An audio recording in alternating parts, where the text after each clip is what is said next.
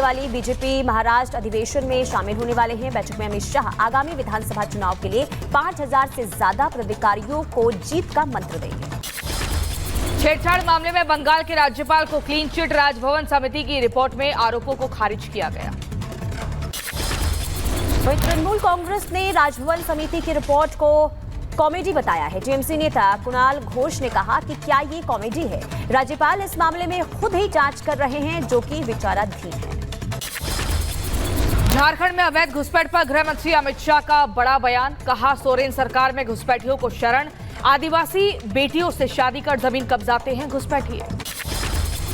Assam CM Himanta Biswa Sharma ने JMM और कांग्रेस पर निशाना साधा और कहा है कि झारखंड में जेएमएम कांग्रेस के जंगल राज के दौरान आदिवासी बेटियों के साथ शोषण हुआ है। सीएम नीतीश कुमार पर जीतन राम मांझी ने कसा तंज और कहा, नीतीश पहले कहते थे कि आप अपनी पार्टी का जो विलय है वो कर लीजिए, आज देखिए मेरी पार्टी दौड़ रही है। All India Muslim personal law board का बड़ा बयान सामने आया है। कहा है कि मदरसों को नुकसान पहुंचाने वाली कोशिशों को कभी बर्दाश्त नहीं किया जाएगा। जम्मू में बढ़ते आतंकवाद को लेकर नई रणनीति तैयार। आर्मी चीफ और एलजी के नेतृत्व में हुई 3 लेयर की बैठक। डीजी और सुरक्षा एजेंसियों के कई अफसर मौजूद रहे। 3 से 4000 अतिरिक्त जवान तैनात। न्यूज़पेपर लीक के पूरे नेक्सस का खुलासा हुआ है। बिहार, झारखंड और राजस्थान से रची गई साजिश। 7 एमबीबीएस छात्रों समेत अब तक 33 आरोपी सीबीआई के शिकंजे में हैं। मुख्य आरोपी संजीव मुखिया की तलाश अभी भी जारी है। पूजा खेड़कर की मां मनोरमा की मुश्किलें बढ़ी। 2 दिन की और पुलिस हिरासत बढ़ गई है। किसान को धमकाने के आरोप में गिरफ्तारी हुई थी। विवादों के बीच पूजा खेड़कर गायब है। बयान दर्ज करवाने के लिए पुणे कमिश्नर ऑफिस नहीं पहुंची पूजा। मध्य प्रदेश में भी उठी दुकानों पर नेम प्लेट लगाने की मांग। बीजेपी विधायक रमेश मिंदोला ने मुख्यमंत्री को पत्र लिखकर एमपी में भी यूपी की तर्ज पर आदेश जारी करने की मांग की। इंदौर से बीजेपी विधायक मालिनी गौड़ का बयान सामने आया है। कहा है कि महाकाल मंदिर के सामने भोजन परोसे जाने वाले भोजनालय की जांच होनी चाहिए। कुछ लोग नाम बदलकर खाना परोस रहे हैं। हरियाणा के महेंद्रगढ़ से कांग्रेस विधायक रावदान सिंह के 16 ठिकानों पर ईडी की रेड। 42 करोड़ रुपए जब्त, 32 बेनामी फ्लैट और जमीनें मिली। हरियाणा में कांग्रेस विधायक के खिलाफ ईडी की कार्रवाई को अभय सिंह चौटाला ने सही ठहराया। कहा, जो गलत करेगा वो गिरफ्तार होगा।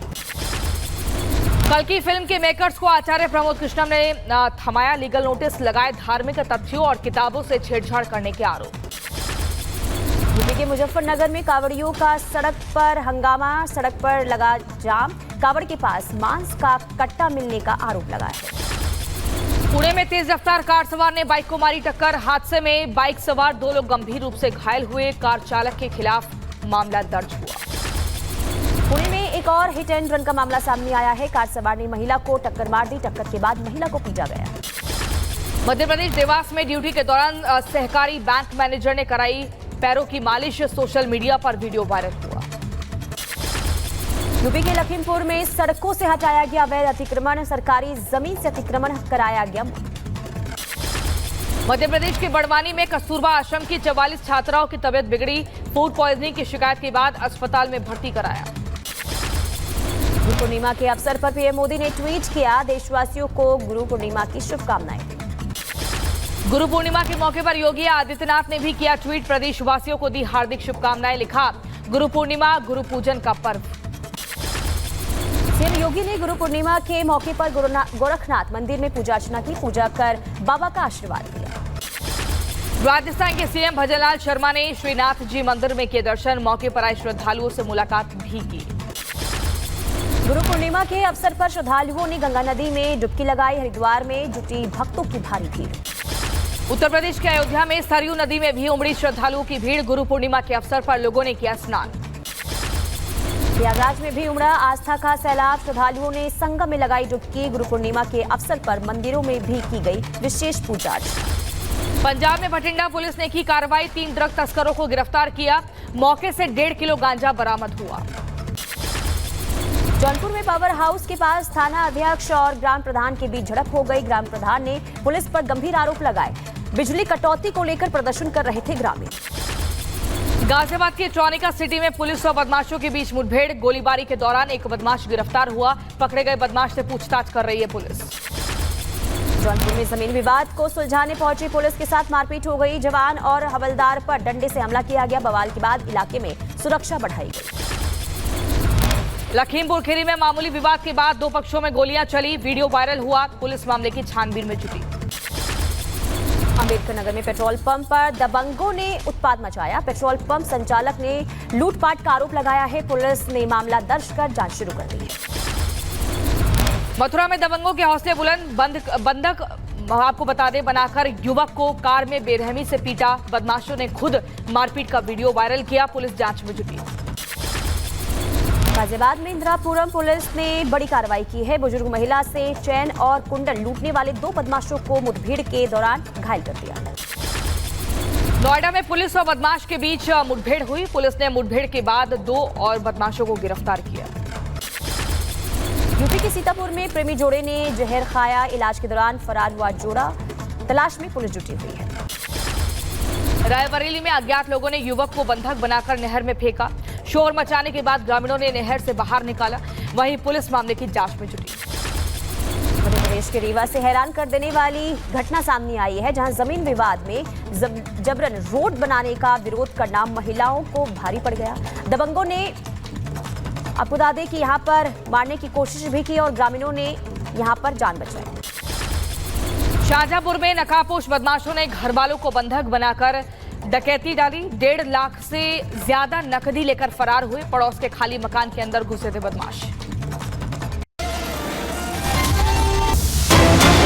बुलेटिन की शुरुआत बड़ी खबर के साथ। पाकिस्तानी वाणिज्य दूतावास पर अफगानियों का हमला। पाकिस्तान का झंडा उखाड़कर फेंक दिया। दूतावास परिसर में जबरन घुसकर हंगामा किया गया। जर्मनी के फ्रैंकफर्ट शहर में है पाकिस्तानी दूतावास। ये तस्वीरें आप देखिए। पाकिस्तानी वाणिज्य दूतावास पर अफगानियों का हमला होता है। पाकिस्तान का झंडा उखाड़कर फेंक देते हैं। दूतावास परिसर में जबरन घुसकर हंगामा किया गया। देखिए कैसे पोल के ऊपर चढ़कर एक व्यक्ति झंडा उखाड़ देता है और उसके बाद यहाँ पर देखिए भीतर घुस जाते हैं। पाकिस्तानी दूतावास के भीतर घुसकर हंगामा करते हैं, झंडा उखाड़ देते हैं, फेंक देते हैं। जर्मनी के फ्रैंकफर्ट शहर में है पाकिस्तानी दूतावास और यहाँ पर लगातार नारेबाजी भी सुनाई दे रही है। पाकिस्तान के खिलाफ अफगान का गुस्सा कुछ इस कदर बरप रहा है। इन तस्वीरों में दिख रहा है कि उन्होंने पाकिस्तान का झंडा ही उखाड़कर फेंक दिया। कैसे एक के बाद एक अफगानी जो है वो इस पाकिस्तानी वाणिज्य दूतावास के भीतर घुसते हैं, झंडा पोल के ऊपर चढ़कर झंडा हटाते हैं, उखाड़ते हैं। और ये दूतावास जर्मनी के फ्रैंकफर्ट शहर में बना हुआ है। तस्वीरें आप देख रहे हैं। दो तस्वीरें। दूतावास पर अफगानियों का हमला, पाकिस्तानी झंडा उखाड़कर फेंक दिया गया। भारी तादाद में दिख रहे हैं पुनीता, भारी तादाद में तस्वीरें उन अफगानियों की जो इकट्ठा हुए हैं, झंडा उखाड़कर लाते हैं उस दूतावास से और उसके बाद उसी झंडे को आपस में एक दूसरे के ऊपर फेंकते हैं, उछालते हैं, अपनी नाराजगी व्यक्त कर रहे हैं। बिल्कुल, झंडा देखिए उखाड़ फेंका गया, जिसके बाद वहां पर क्या स्थिति, क्या हालात बने हुए हैं ये आप देख सकते हैं।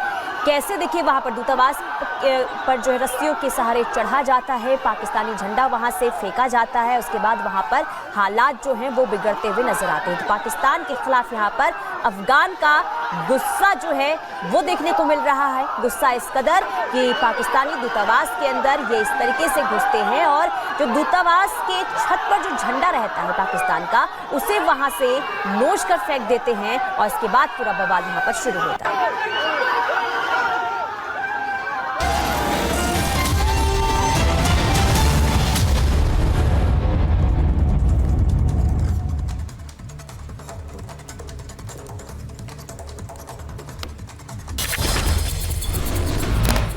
हूती विद्रोहियों पर इजरायल का जवाबी हमला। यमन में हूती विद्रोहियों के कई ठिकानों पर बमबारी की गई। हमले में 3 लोगों की मौत हुई, 87 लोग घायल हुए।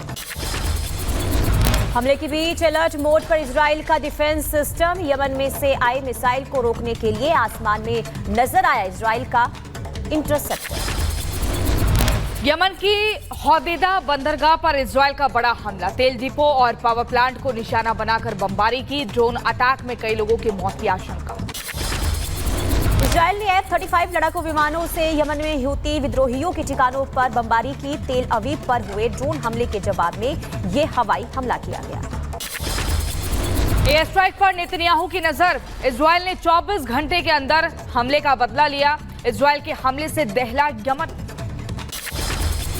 इजरायली वायुसेना ने टायर और सिडोन के बीच एडलॉन शहर पर ताबड़तोड़ हमला किया। इजरायली सीमा से 30 किलोमीटर की दूरी पर एडलॉन शहर है। इजराइल और लेबनान के बीच बमबारी। हमले की वजह से बनियास के बीच एक इलाके में आग लगी। तस्वीरें सामने आई। लेबनान में इजरायली सेना ने किया हवाई हमला। हमले ने एक हथियार डिपो को निशाना बनाया है। आगजनी की तस्वीरें भी सामने आई है। लेबनान में हिजबुल्लाह के ठिकानों पर इजरायली सेना ने हमला किया। हिजबुल्लाह के गोला बारूद भंडारण केंद्र पर हमला किया गया। ताबड़तोड़ हमला हुआ। हूती पर हुए हमले के बाद इजरायली पीएम नेतन्याहू ने एक वीडियो जारी किया है और कहा है कि यमन, गाजा, लेबनान में जो भी हमें चोट पहुंचाएगा उसे बहुत भारी कीमत चुकानी होगी। इजरायली में प्रदर्शनकारियों ने पीएम नेतन्याहू से अपील की। अमेरिकी यात्रा से पहले बंधक समझौते पर सहमत होने की बात कही। यमन में एयर स्ट्राइक पर इजरायली सेना का बयान सामने आया है और कहा है कि हूतियों के गढ़ माने जाने वाले हुदयादाह में उसके कई ठिकानों पर हमला किया गया। हाल के महीनों में इजराइल पर किए गए सैकड़ों हमलों के जवाब में ये कार्रवाई की गई है। इजरायली रक्षा मंत्री योव गैलेंट ने यमन पर हमले के बाद कहा, इजरायली नागरिकों के खून की कीमत होती है और अगर इजरायलियों पर हमला हुआ तो परिणाम लेबनान और गाजा के समान होगा। फ्रांस के हाउते मारने में बाढ़ का कहर देखने को मिला। हर तरफ नजर आ रहा है पानी ही पानी। बाढ़ के पानी में डूबी दिखी कार। चीन में भारी बारिश और भूस्खलन ने बढ़ाई लोगों की मुश्किलें। भूस्खलन के बाद पानी और बिजली की